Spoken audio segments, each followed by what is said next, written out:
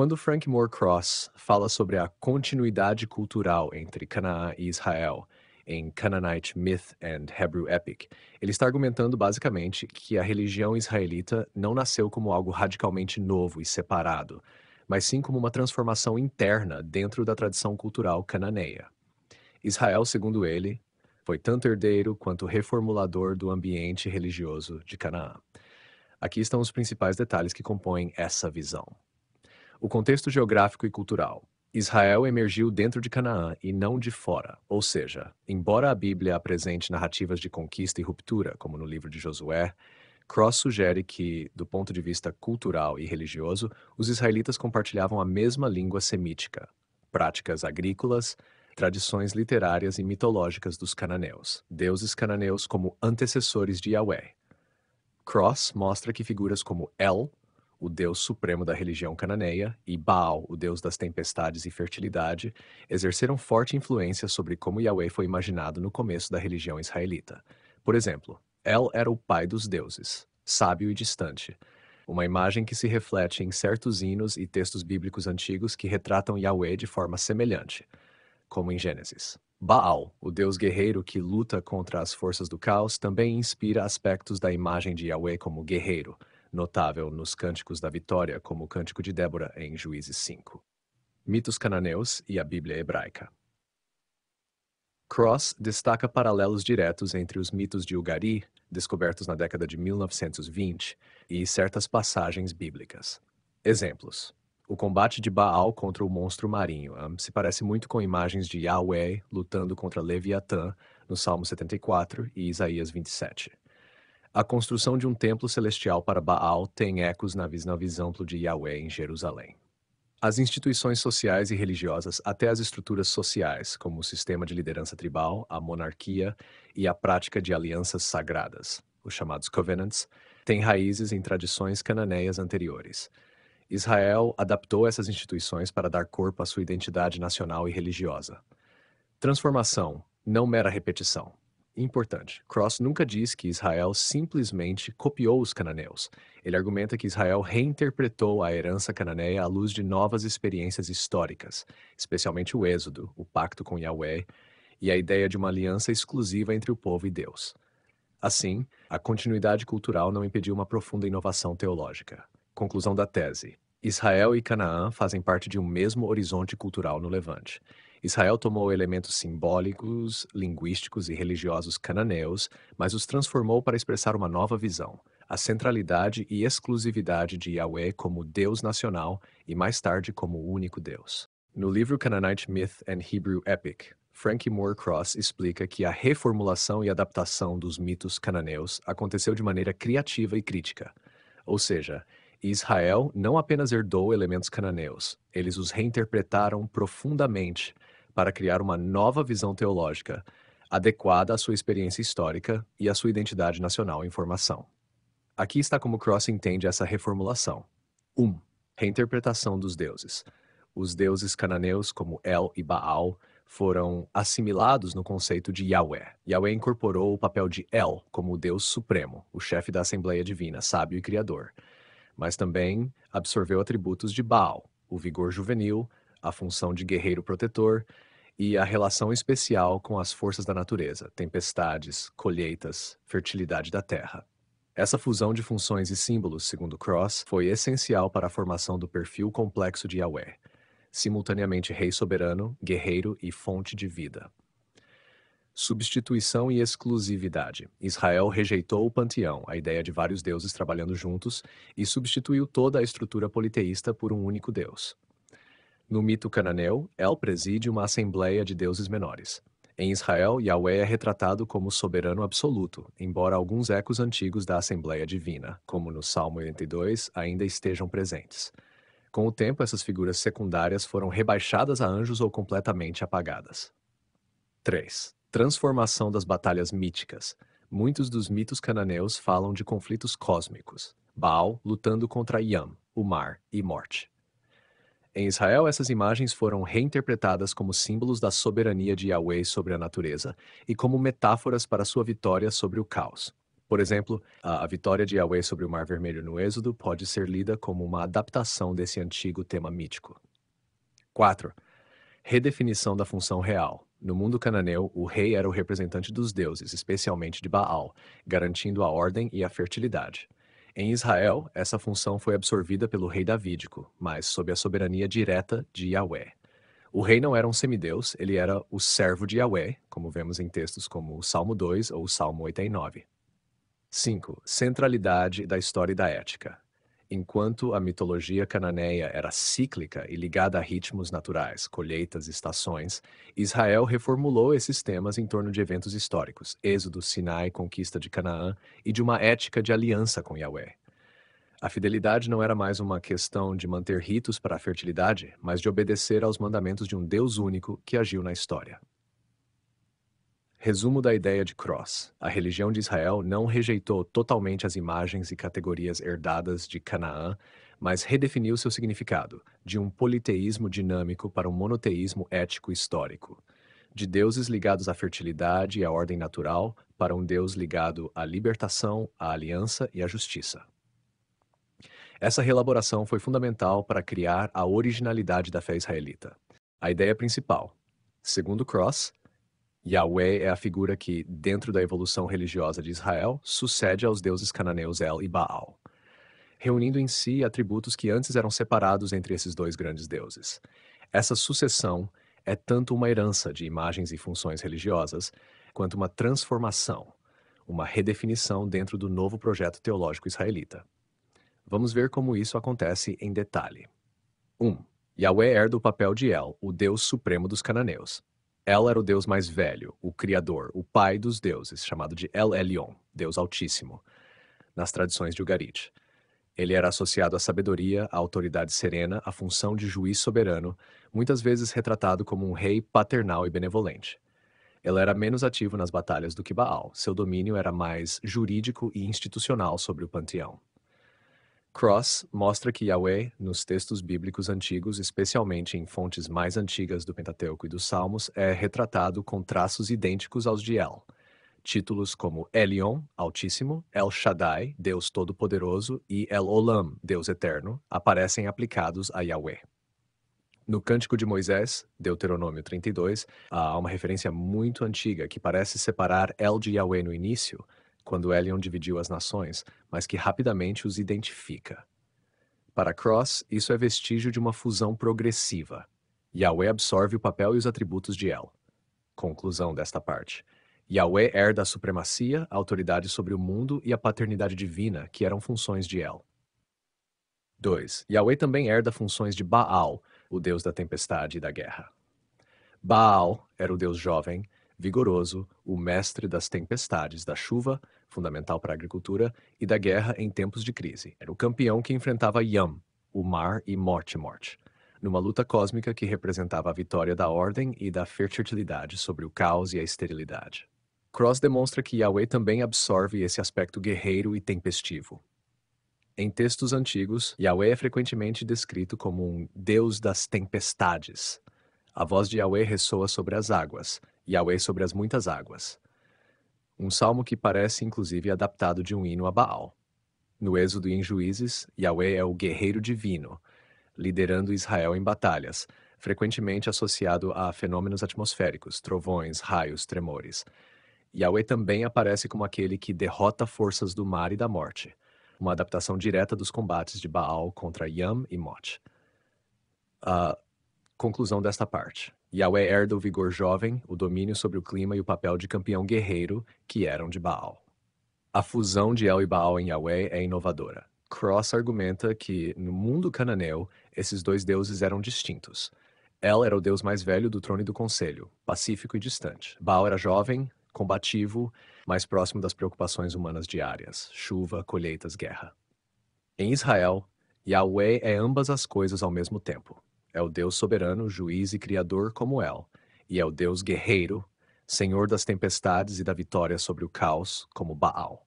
Essa fusão é uma das grandes originalidades da religião israelita antiga, segundo Cross. Permitiu a Israel conceber um Deus que é simultaneamente supremo e transcendente, ativo e interveniente na história.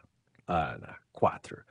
O significado teológico dessa fusão cross, essa sucessão e fusão não são apenas mudanças mitológicas, né? Elas refletem a centralização do culto em um só Deus, a tendência rumo ao monoteísmo, a leitura histórica do agir divino, não só na natureza cíclica, como era o caso em Canaã, mas na libertação do Egito, nas alianças, nas batalhas em Canaã. Assim, Yahweh se torna o Deus que age na história humana e pede lealdade exclusiva. Resumo final da tese de Cross. Yahweh sucede El em sua soberania e papel de criador. Yahweh sucede Baal em seu vigor guerreiro e domínio climático. Essa fusão cria um Deus único, exclusivo e histórico, em contraste com o panteão cananeu, e prepara o caminho para o monoteísmo pleno. Para Frank Moore Cross, a tradição épica foi essencial na formação da identidade religiosa e nacional de Israel. Quando ele fala em épica, ele está se referindo a um conjunto de histórias orais e depois escritas, que narravam grandes atos heróicos, feitos de libertação, batalhas fundadoras e alianças divinas, exatamente como nas grandes literaturas épicas de outros povos antigos, como a Ilíada dos gregos. Aqui estão os pontos centrais da concepção de Cross. 1. A tradição épica preserva a memória dos eventos fundadores. Cross afirma que Israel, como outros povos antigos, construiu sua consciência nacional em torno de grandes atos fundadores, transmitidos oralmente de geração em geração. A libertação do Egito, Êxodo, as batalhas pela conquista da terra, como em Josué e Juízes, as alianças feitas no deserto, Sinai. Esses eventos eram celebrados e recontados em cânticos, poemas e narrativas épicas. Não eram apenas histórias, eram modos de afirmar quem Israel era diante dos outros povos e de seu Deus. A tradição épica conecta mito e história. Uma das ideias mais brilhantes de Cross é que a épica israelita é um meio de transição entre mito e história. Por um lado, ela usa imagens míticas herdadas de Canaã, o deus guerreiro, o combate contra o caos, a travessia de desertos e mares perigosos. Por outro lado, ela está preocupada em situar esses atos em momentos e lugares históricos concretos. Por exemplo, o Egito, o Sinai, Canaã. Assim, a tradição épica israelita transforma temas míticos em uma teologia histórica. Deus não apenas cria e mantém a ordem do universo, ele intervém na história humana real. 3. A épica como base da literatura bíblica primitiva. Cross sugere que muito do que hoje chamamos de tradições antigas do Pentateuco e dos livros históricos, Josué, Juízes, Samuel, vem diretamente de materiais épicos antigos. Esses materiais eram transmitidos oralmente, eram usados em cerimônias religiosas, festivais, santuários locais, e só depois foram coletados, retrabalhados e escritos pelos autores bíblicos. Textos como o Cântico de Débora, Juízes 5, o Cântico do Mar, Êxodo 15, as bênçãos de Jacó, Gênesis 49, as bênçãos de Moisés, Deuteronômio 33, são para Cross exemplos sobreviventes dessa tradição épica antiga, rica em estilo poético e altamente ligada ao contexto tribal de Israel. A tradição épica sustenta a autoridade das alianças. Outro ponto forte: as tradições épicas não eram apenas literárias.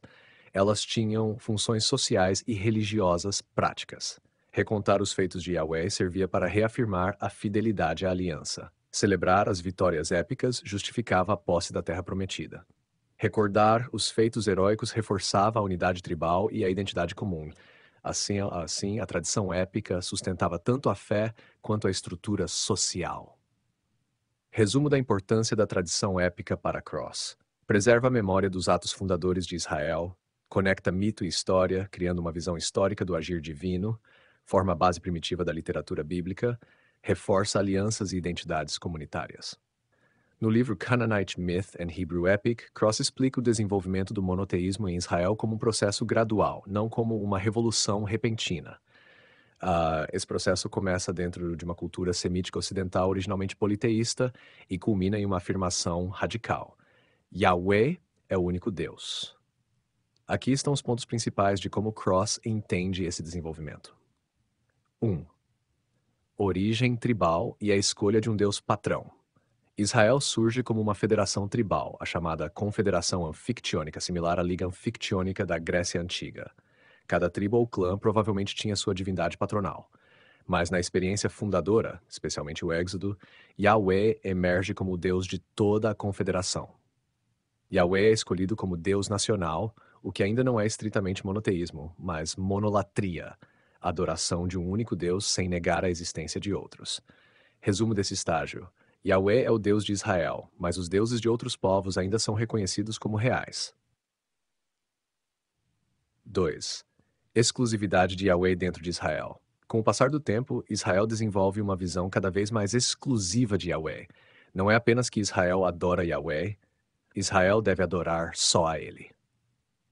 A aliança no Sinai, Êxodo 19:24, formaliza essa exigência. Não terás outros deuses diante de mim, Êxodo 20. Cross vê nisso um passo crucial. A fidelidade exclusiva a um Deus, mesmo sem negar, num primeiro momento, que outros deuses possam existir para outros povos. 3. Yahweh como supremo entre todos os deuses. No desenvolvimento posterior, Yahweh não é apenas o Deus de Israel, mas é entendido como Rei Supremo sobre todos os deuses. Salmos antigos, como o Salmo 82, ainda mencionam uma assembleia dos deuses, mas Yahweh julga e domina todos eles. Esse é um estágio de enoteísmo. Há muitos deuses, mas Yahweh é incomparável, o mais elevado. Cross ressalta que nesse momento ainda havia vestígios da mitologia cananeia de El e da corte divina, mas a centralização absoluta em Yahweh já se intensifica. 4. De enoteísmo para monoteísmo pleno. Finalmente, especialmente a partir da crise do exílio babilônico, século 6 antes da Era Comum, acontece a formulação plena. Só existe Yahweh. Os outros deuses não existem de verdade. Profetas como Isaías II, Deutero Isaías, proclamam: Antes de mim nenhum Deus foi formado, nem haverá depois de mim. Eu sou o Senhor, e fora de mim não há Salvador. Isaías 4. Cross entende que essa afirmação plena do monoteísmo foi precipitada por eventos históricos dramáticos, a queda de Jerusalém, o exílio, e foi teologicamente construída a partir da tradição épica anterior, que já tinha Yahweh como o Deus supremo e fiel. Monoteísmo como culminação de tendências internas, crucialmente para Cross. O monoteísmo israelita não é um rompimento brusco com o passado, é a culminação lógica de tendências já existentes. A exclusiva lealdade a Yahweh, a identificação de Yahweh com El e Baal, fazendo dele uma figura totalizante, a ênfase na ação histórica de Yahweh, não só na natureza cíclica, como nos mitos cananeus. Assim, o monoteísmo surge de dentro da própria tradição cultural e religiosa israelita, mas é uma inovação radical no seu grau de absolutismo. Resumo do pensamento de Cross sobre o monoteísmo. Começa com a eleição tribal de Yahweh, evolui para a exigência de adoração exclusiva, se transforma em afirmação de supremacia universal, culmina na negação da existência de outros deuses, o monoteísmo. Se você quiser, posso também mostrar como Cross vê a relação disso tudo com o trabalho dos profetas, especialmente Amós, Oséias e Isaías. Resumidamente, Cross vê os modelos de realeza divina, isto é, a ideia de que Deus é um rei supremo, como uma estrutura central para a formação da teologia israelita e para o desenvolvimento do monoteísmo. Vou explicar com detalhes. A realeza divina já existia no mundo cananeu. Antes de Israel, em Ugarit e Canaã, a noção de que os deuses governavam como reis já era bem estabelecida. El era o rei sereno do conselho dos deuses. Baal era o jovem rei que vencia o caos, Mod, e garantia a ordem e a fertilidade da terra.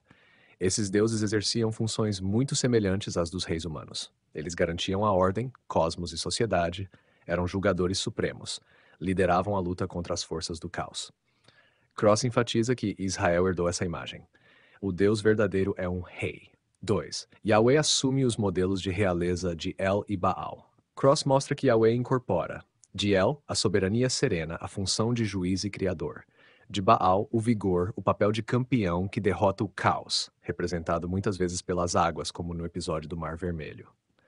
Ou seja, o modelo de realeza divina cananeu é reconfigurado em torno de Yahweh. Yahweh se torna o rei de Israel, Yahweh se torna o rei cósmico. Yahweh governa sozinho, sem rivais de verdade. Isso é mais do que metáfora.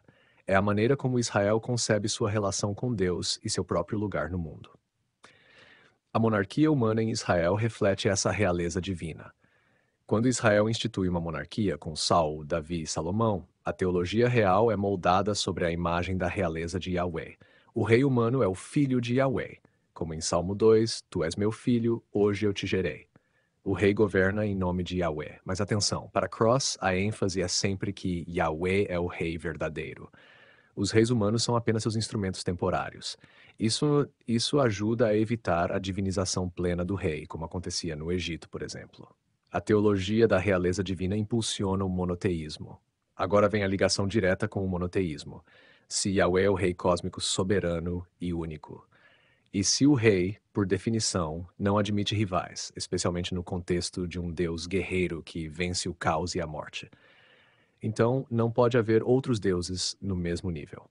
Assim, a metáfora, ou melhor, a estrutura mental da realeza, pressiona a teologia israelita a afirmar que Yahweh é não apenas o Deus supremo, mas o único Deus verdadeiro.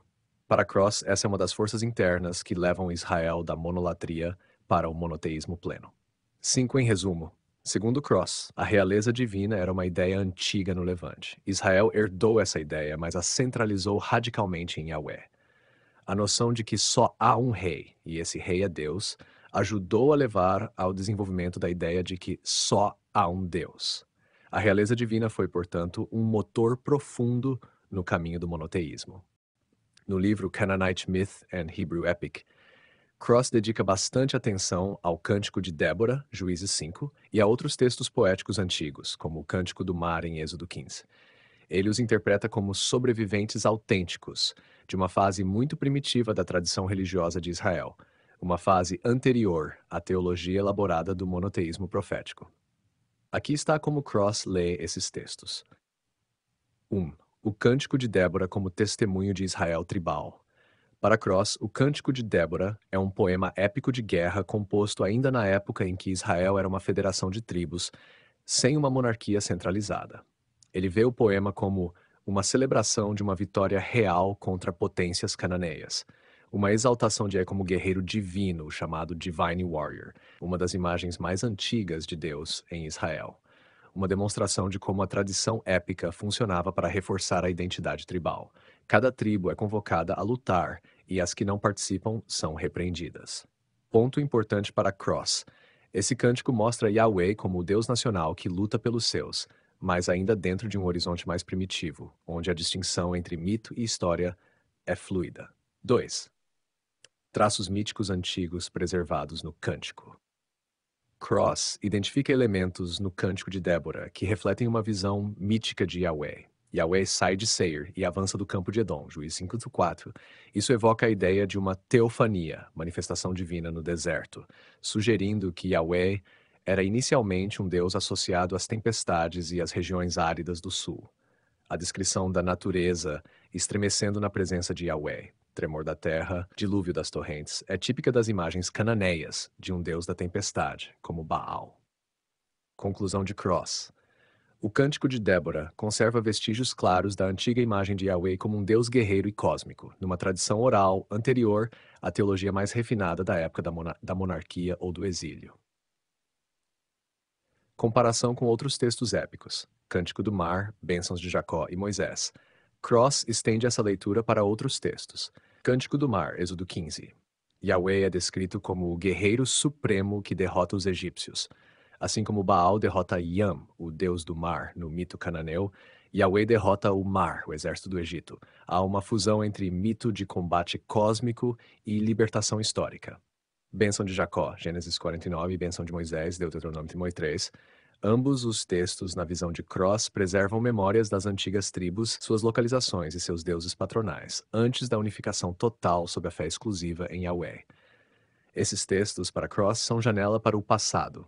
Eles mostram Israel ainda próximo da sua origem, num estágio em que a identidade tribal era forte. A visão de Deus como rei guerreiro estava no centro. Mitos antigos eram adaptados para a história nacional. O valor histórico-literário desses cânticos. Cross vê esses poemas antigos como documentos históricos primários, quase como fósseis literários. Eles capturam o estágio inicial da religião israelita. Mostram como o mito e a história se fundiram para formar a base da identidade de Israel. Ilustram a transformação gradual do yahwismo tribal para o yahwismo nacional e, por fim, para o monoteísmo. Resumo da leitura de Cross do Cântico de Débora. E similares. São tradições épicas antigas, preservadas de um Israel tribal, Mantém imagens míticas do deus guerreiro, Yahweh, como divindade tempestuosa e combatente. Misturam mito cósmico e história nacional. São fundamentais para entender a evolução da religião israelita desde a sua fase mais arcaica.